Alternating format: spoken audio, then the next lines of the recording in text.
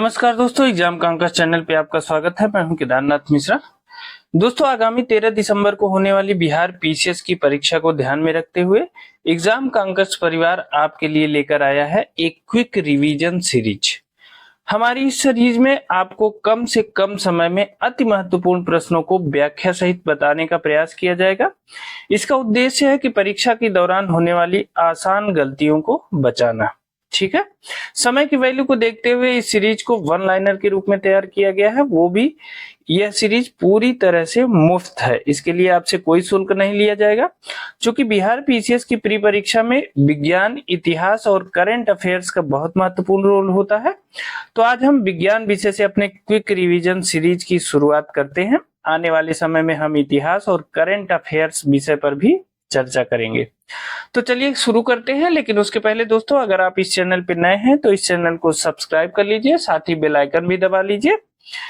और दोस्तों, आप हमारा टेलीग्राम चैनल और व्हाट्सएप चैनल भी ज्वाइन कर लीजिए, जहां आपको परीक्षा संबंधी महत्वपूर्ण सूचनाएं और इन तथ्यों की पीडीएफ उपलब्ध रहती है। वहां से आप इसे डाउनलोड भी कर सकते हैं।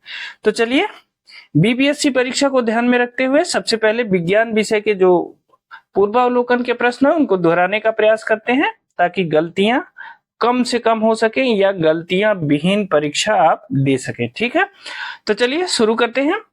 आज का पहला प्रश्न हमारा, नीला थोथा रासायनिक रूप से है क्या है? नीला थोथा रासायनिक रूप से क्या है? तो यह है कॉपर सल्फेट। ठीक है ना, कॉपर सल्फेट को नीला थोथा कहा जाता है। ठीक है, इसका सूत्र देखिए, इसका सूत्र होता है CuSO4 इंटू 5H2O। ठीक है, तो नीला थोथा, इसे रासायनिक रूप से क्या कहते हैं? इसे कॉपर सल्फेट कहते हैं, और इसका सूत्र होता है CuSO4 इंटू 5H2O। ठीक है दोस्तों, जो नीला थोथा होता है यह जल में घुलनशील होता है। किसमें? जल में यह घुलनशील होता है, लेकिन अगर एल्कोहल में इसको मिला दिया जाए तो एल्कोहल में यह घुलनशील नहीं होता है। ठीक है ना दोस्तों, परीक्षा को ध्यान में रखते हुए चूंकि समय बहुत कम है, ऐसे में इन प्रश्नों को हम वन लाइनर के रूप में तैयार किए हैं, ताकि कम से कम समय में आप अधिक से अधिक प्रश्नों को सॉल्व कर पाए। ठीक है, तो चलिए देखिए, नीला थोथा रासायनिक रूप से क्या कहलाता है? कॉपर सल्फेट कहलाता है, और इसका सूत्र है CuSO4 इंटू 5H2O। नीला थोथा जो है जल में घुलनशील होता है, लेकिन एल्कोहल में यह घुलनशील नहीं होता है। ठीक है ना, नेक्स्ट क्वेश्चन देखते हैं। निम्नलिखित में से सबसे भारी धातु है क्या है? निम्नलिखित में से सबसे भारी धातु है तो कौन सी धातु है? प्लेटिनम। प्लेटिनम इनमें से सबसे भारी धातु है। अब देखिए, जो धातुएं दी गई थी उसके साथ उसमें सोना, चांदी और पारा दी गई थी, तो प्लेटिनम जो है वो सबसे भारी धातु थी उनमें से। प्लेटिनम का जो घनत्व होता है वो 21.45 ग्राम प्रति घन सेंटीमीटर होता है। कितना होता है? 21.45 ग्राम प्रति घन सेंटीमीटर होता है। ठीक है ना, चलिए अगला प्रश्न देखते हैं। देखिए, तीसरा प्रश्न हमारा है, टूटी हुई हड्डियों की रक्षा के लिए, किसके लिए? टूटी हुई हड्डियों की रक्षा के लिए प्लास्टर ऑफ पेरिस का प्रयोग होता है। ठीक है ना, ये प्लास्टर ऑफ पेरिस क्या है? यह होता है जिप्सम। आप जानते हैं, जब किसी को चोट लग जाती है या कोई हड्डी में क्रैक आ जाता है, फ्रैक्चर आ जाता है, तो उसको प्लास्टर चढ़ाया जाता है, और वह प्लास्टर ऑफ पेरिस होता है। यह क्या होता है? यह जिप्सम होता है। ठीक है ना, अब देखिए, जिप्सम जो होता है इसका रासायनिक सूत्र होता है CaSO4 इंटू 2H2O। क्या होता है? CaSO4 into 2H2O। कभी कभी परीक्षाओं में इसका फार्मूला भी पूछ लेता है कि जिप्सम का फार्मूला क्या होता है। अब ये क्या होता है कि जिप्सम को जब 373 डिग्री केल्विन पर गर्म करते हैं तो यह जल अणुओं का त्याग कर देता है, और कैल्शियम सल्फेट हाफ हाइड्रेट बन जाता है। मतलब CaSO4 इंटू हाफ H2O क्या बन जाता है? CaSO4 इंटू हाफ H2O बन जाता है। इसी को कहते हैं प्लास्टर ऑफ पेरिस। ठीक है ना, calcium sulphate into half hydrate हो जाता है, तो इसको कहते हैं प्लास्टर ऑफ पेरिस। ठीक है ना, तो देखिए, टूटी हुई हड्डियों की रक्षा के लिए प्लास्टर ऑफ पेरिस का प्रयोग होता है, और यह क्या होता है? मूलतः जिप्सम होता है। ठीक है, नेक्स्ट देखते हैं। एक हाइड्रोकार्बन जिसमें कार्बन के 2 परमाणु द्विबंध जुड़े हों कहलाता है? क्या है? एक हाइड्रोकार्बन जिसमें कार्बन के 2 परमाणु द्विबंध जुड़े हों वह क्या कहलाता है? वह कहलाता है एल्कीन। ठीक है, एल्कीन में क्या होता है? इसमें देखिए कार्बन तथा हाइड्रोजन युक्त जो यौगिक होते हैं उन्हें हाइड्रोकार्बन कहते हैं। ठीक है ना, कार्बन और हाइड्रोजन से युक्त जो यौगिक होते हैं उसे हाइड्रोकार्बन कहते हैं। अब जो कार्बन कार्बन द्विआबंध वाले असंतृप्त श्रृंखला के जो यौगिक होते हैं, जैसे कार्बन कार्बन 2 आबंध वाले जो असंतृप्त श्रृंखला के यौगिक होते हैं उन्हें एल्कीन कहते हैं। ठीक है ना, इसे ध्यान रखिएगा। नेक्स्ट देखते हैं, 5वां प्रश्न है, जेनेटिक्स निम्नलिखित में से किसका अध्ययन करता है? देखिए जेनेटिक्स निम्नलिखित में से किसका अध्ययन करता है? ये देखिए आनुवंशिकता है।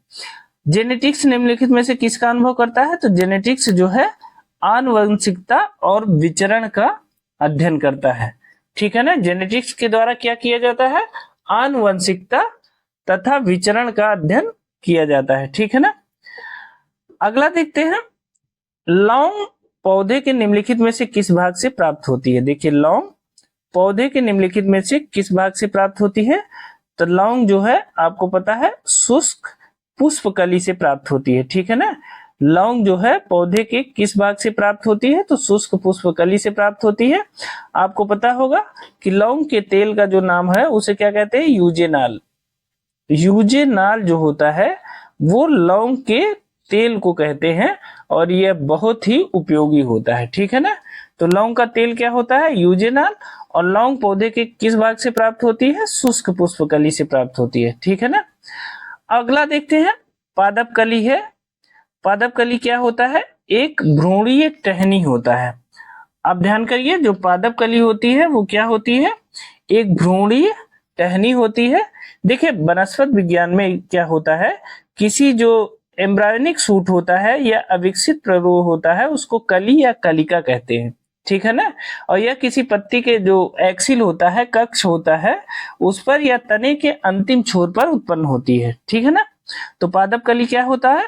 एक भ्रूणीय टहनी होती है। नेक्स्ट देखते हैं, देखिए पौधे जो नमक युक्त मिट्टी में उगते हैं उनको क्या कहते हैं? नमक युक्त में जो पौधे जो नमक युक्त मिट्टी में उगते हैं उनको क्या कहते हैं? हैलोफाइट। नमक युक्त मिट्टी में या नमकीन मिट्टी में उगने वाले पौधे क्या कहलाते हैं? हैलोफाइट कहलाते हैं। ठीक है, चलिए अगला देखते हैं, जीवों में अत्यधिक विविधता का कारण है। जीवों में अत्यधिक विविधता का कारण है तो क्या होता है? उत्परिवर्तन। अब देखिए क्या होता है कि वैज्ञानिकों ने एक प्रकृतिवाद के सिद्धांत को आधुनिक रूप दिया और उसे क्या कहा? नव डार्विनवादी। तो जो नव डार्विनवादी विचारक हैं उनका यह कहना है कि जीनों में जो परिवर्तन होता है उसके उपरांत जो है नई नई जातियों का विकास होता है और वही जो है अत्यधिक विविधता का कारण होता है। ठीक है ना, तो जीवों में अत्यधिक विविधता का कारण बताया गया उत्परिवर्तन होता है। और आपको पता होगा उत्परिवर्तन का सिद्धांत किसने दिया था? ह्यूगो डिब्रीज ने दिया था। उत्परिवर्तन का सिद्धांत किसने दिया था? ह्यूगो डिब्रीज महोदय ने उत्परिवर्तन का सिद्धांत दिया था, तो इसे याद रखिएगा। अगला देखते हैं, देखिए मेंडल के आनुवंशिकता का सिद्धांत किस पर आधारित है? क्या है? मेंडल के आनुवंशिकता का सिद्धांत किस पर आधारित है? तो वह आधारित है लैंगिक जनन पर। ठीक है, मेंडल के आनुवंशिकता का जो सिद्धांत है वो किस पर आधारित है? लैंगिक जनन पे आधारित है। आपको कभी कभी ये प्रश्न पूछ लिया जाता है कि मेंडल ने किस पौधे पर अपना प्रयोग किया? तो वो मटर के पौधे पर अपना प्रयोग किया था मेंडल ने, और मटर के पौधे पर उन्होंने लैंगिक जनन के द्वारा जो है अपना प्रयोग किया था। ठीक है ना, तो मेंडल के जो आनुवंशिकता का सिद्धांत है वो किस पर आधारित है? वह लैंगिक जनन पर आधारित है, इसे याद रखिएगा। ठीक है ना, नेक्स्ट देखते हैं, जैविक कोशिकाओं में आनुवंशिक, देखिए ये जैविक है, ये जैविक है। जैविक कोशिकाओं में आनुवंशिक लक्षणों के नियंत्रण में निम्नलिखित में से कौन सा उत्तरदायी है? तो जैविक कोशिकाओं में आनुवंशिक लक्षणों के नियंत्रण में कौन सा उत्तरदायी है? तो आपको पता है डीएनए। डीएनए क्या होता है? जीव कोशिकाओं में आनुवंशिक लक्षणों का नियंत्रण करता है, ठीक है ना। डीऑक्सीराइबोज न्यूक्लिक अम्ल डीएनए का फुल फॉर्म होता है और यही आनुवंशिक लक्षणों को एक पीढ़ी से दूसरी पीढ़ी तक ले जाता है, ठीक है ना। अगला देखते हैं, यकृत एवं मांसपेशियों में ऊर्जा जमा होती है किस रूप में।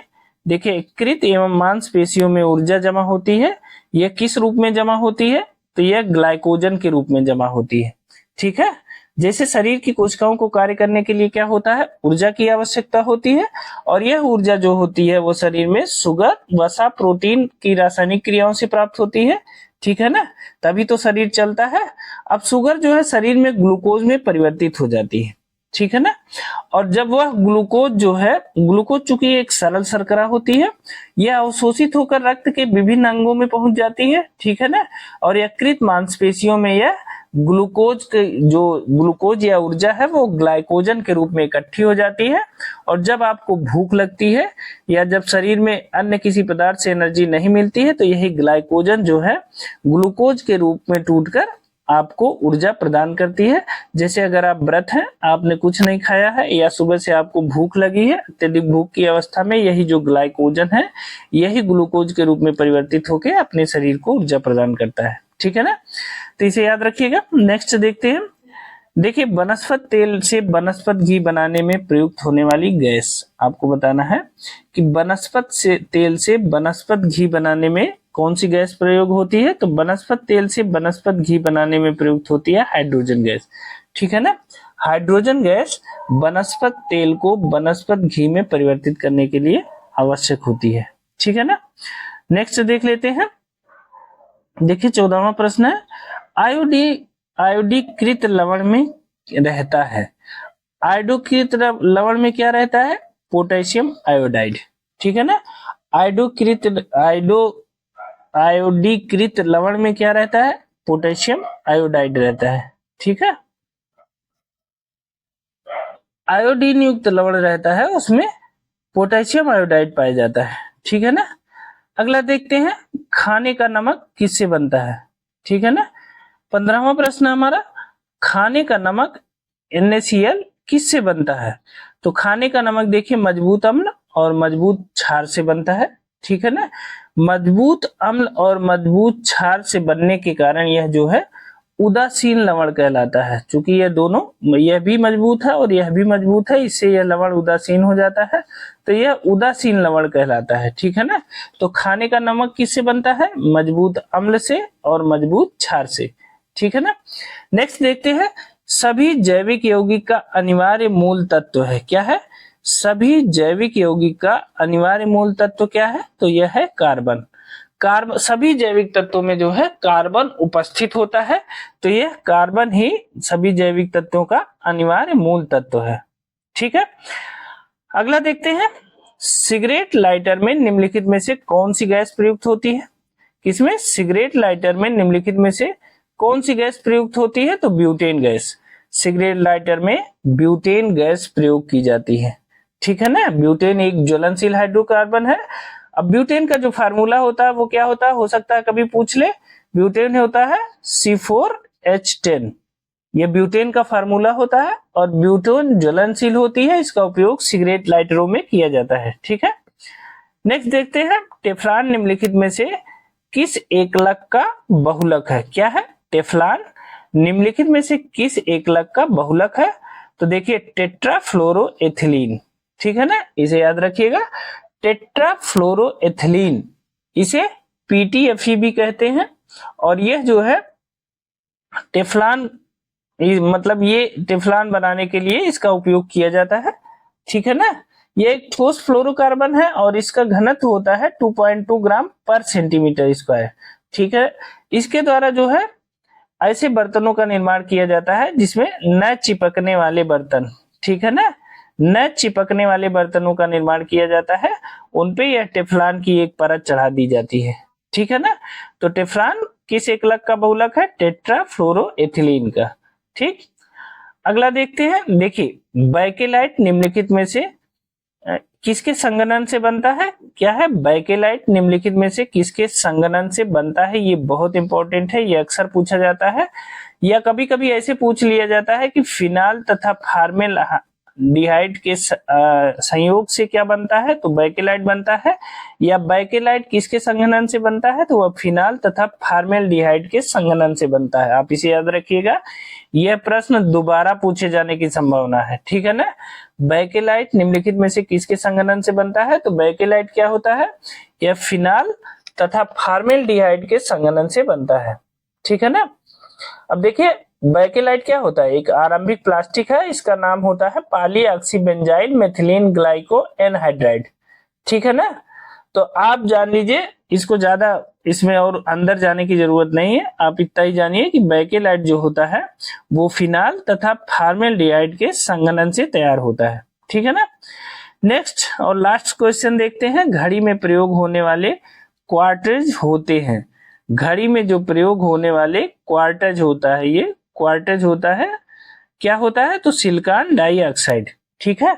सिलिकॉन डाइऑक्साइड का जो प्रयोग होता है वो घड़ियों में किया जाता है।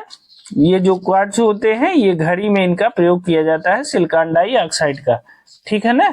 साथ ही जो है इनका प्रयोग रेडियो टेलीविजन में भी किया जाता है, किसका, सिलिकॉन डाइऑक्साइड का। तो घड़ी में प्रयोग होने वाले क्वार्टज क्या होते हैं, सिलिकॉन डाइऑक्साइड, और इनका प्रयोग रेडियो टेलीविजन में भी किया जाता है। तो दोस्तों ये थे हमारे साइंस के आज के 20 प्रश्न। ये प्रश्न आपको कैसे लगे आप हमें कमेंट करके जरूर बताइएगा। और हाँ, अगर आप इस चैनल पे नए हैं तो इस चैनल को सब्सक्राइब कर लीजिए, साथ ही बेल आइकन भी दबा लीजिए ताकि कोई भी नई अपडेट वो सबसे पहले आपको मिले। दोस्तों इन तथ्यों की पीडीएफ लेने के लिए और परीक्षा संबंधी महत्वपूर्ण खबरों की जानकारी के लिए आप हमारा टेलीग्राम चैनल और व्हाट्सएप चैनल भी ज्वाइन कर दीजिए, उसका लिंक हमने डिस्क्रिप्शन बॉक्स में दे दिया है, ठीक है। तो आज के लिए इतना ही, कल मिलते हैं विज्ञान के कुछ और प्रश्नों के साथ। तब तक मेहनत से पढ़ते रहिए, मस्त रहिए, मिलते हैं अगली वीडियो में। बहुत बहुत धन्यवाद।